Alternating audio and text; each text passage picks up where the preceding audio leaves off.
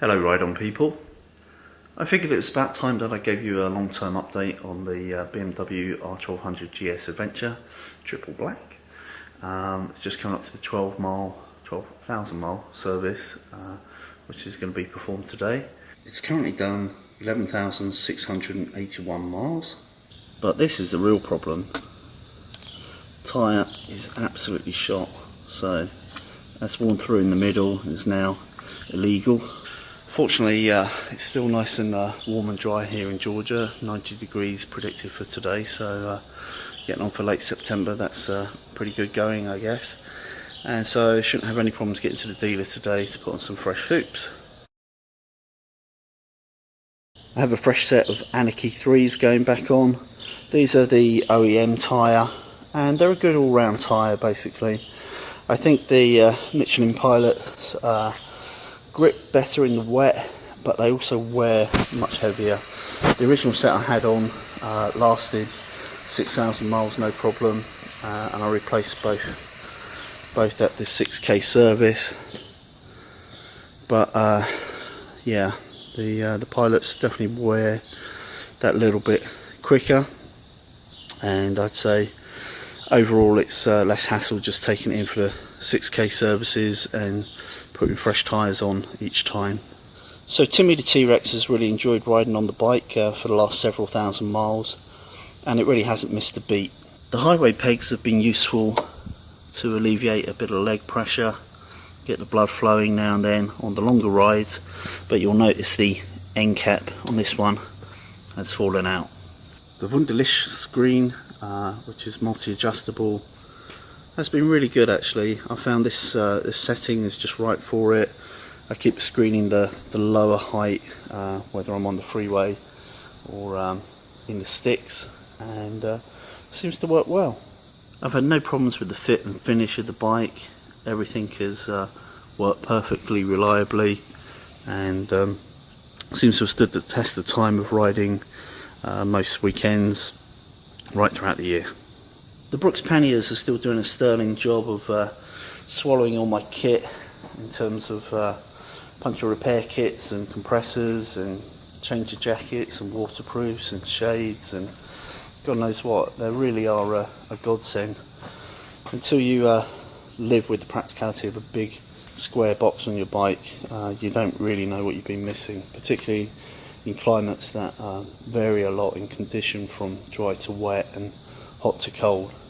So boringly, almost nothing to talk about in terms of in terms of build quality, reliability. It just does exactly what it says on the tin, and it's one of the reasons why it's such a huge success and beloved the world over. And even when owners are wearing Ducati t-shirts, when it comes to living with something, it's really hard to beat a modern BMW, and the boxes just have that much character that they're really engaging, so you don't tend to get so bored of them. And what you don't always get from a demo ride is the feeling of what it's like to live with them, and living with them is generally pain-free. And I always say the GS is the easiest bike in the world to live with, and for that reason it makes it the best all-rounder. And if your definition of the best bike ever is the best all-rounder, then you're looking at it. And I think the rest of the world agrees, because it's the biggest selling bike in the world. Will it be my next bike when I come to replace this? Very possibly. There's no logical reason not to buy a GSA. I truly believe it is the best bike ever in terms of production bikes. But I've had three, so maybe I'll try something different. Maybe still a BMW, maybe a K16B, maybe an RT. I really enjoyed my recent demo on an RT. And of course it's been announced now, it seems Motorcycle News put up a video showing that for 2019 the BMW will gain 50cc to become an R1250, and it will have a variable valve timing mechanism. It's not similar to, but it's a totally different design I should say, but it's similar to Honda's VFR VTEC 800 in terms of it seems to be a two-stage affair. Let's hope it's not an on-off switch like it was with the Honda, which proved to be very unpopular with owners. we'll see once the hacks get their hands on it. I dare say. So let's see what the dealer has to say about the bike at the service, and I'll let you know if anything untoward crops up, and otherwise business as usual. I had the service yesterday. I think the total cost was about $840. 500. Well, with regards to just the service, I think it was $700 ish. About 500 for labour and just under 200 for parts. And on top of that, it was about another 140 or so to have the tyres fitted, which I supplied myself rather than through the dealership. So about $840 in total, and that included about a 10% discount for being an existing customer. A little bit expensive, I think, but then again, it's probably no fun doing full services and changing tyres and setting valves, right? And if I wanted to do that stuff myself, I could save the money if I had the skills and the tools and the time and the inclination. So you decide for yourself whether it's worth the money or not. But in terms of the bike, just getting back to that, in terms of the 12K update, so you remember some of the things I added were the Wunderlich screen, which I think works pretty well on the freeway, not as well as an RT or something, but does well for me up to 3-figure speeds.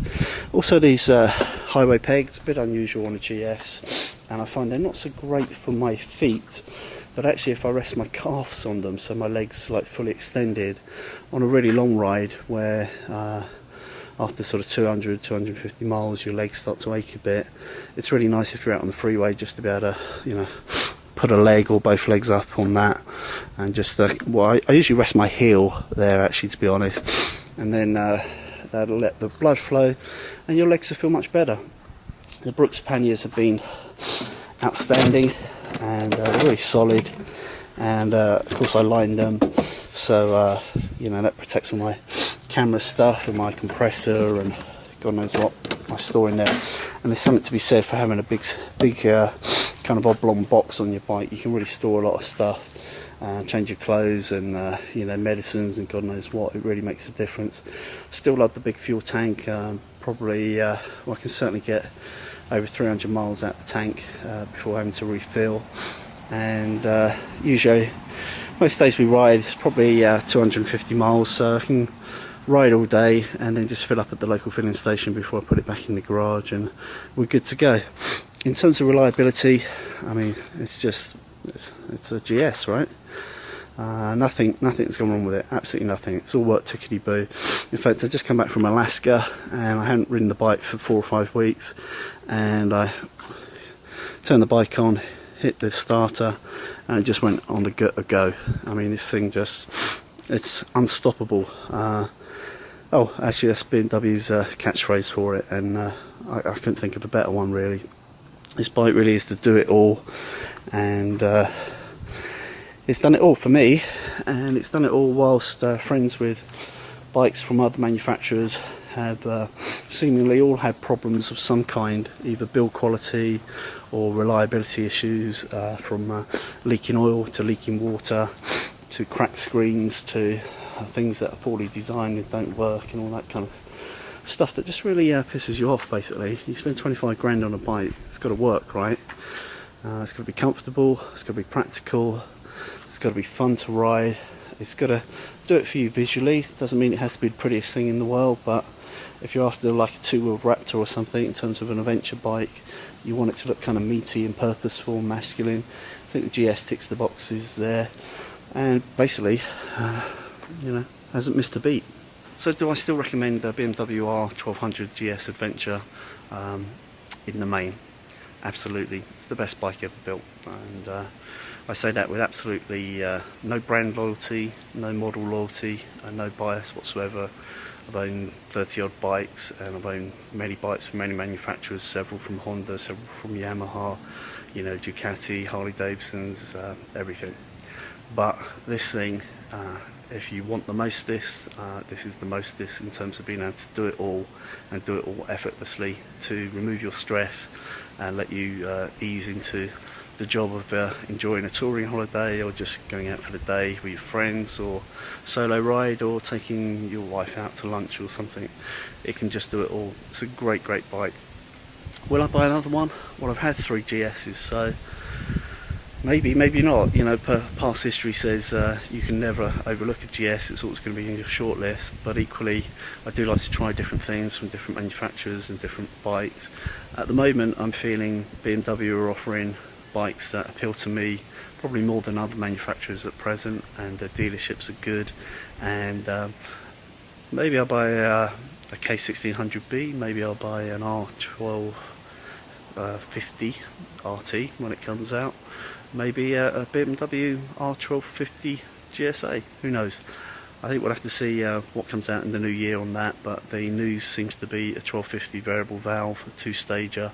Let's see what the hacks say in terms of whether that's an on-off or very smooth linear delivery, and also whether some of the other bikes in the range, like the RT gain the TFT that the GSA already has, that my one lacks. So there are 2 things I'd like. I'd like the VVT engine, even though it's only another 10 horsepower or so reputedly, but it's good for residual values, obviously, if you're going to change your bike. And I do like the TFT screen. I really would like that. So probably be changing the bike when the new ones are out. Probably for a new BMW, maybe an RT, maybe a GSA, maybe a K. Watch this space.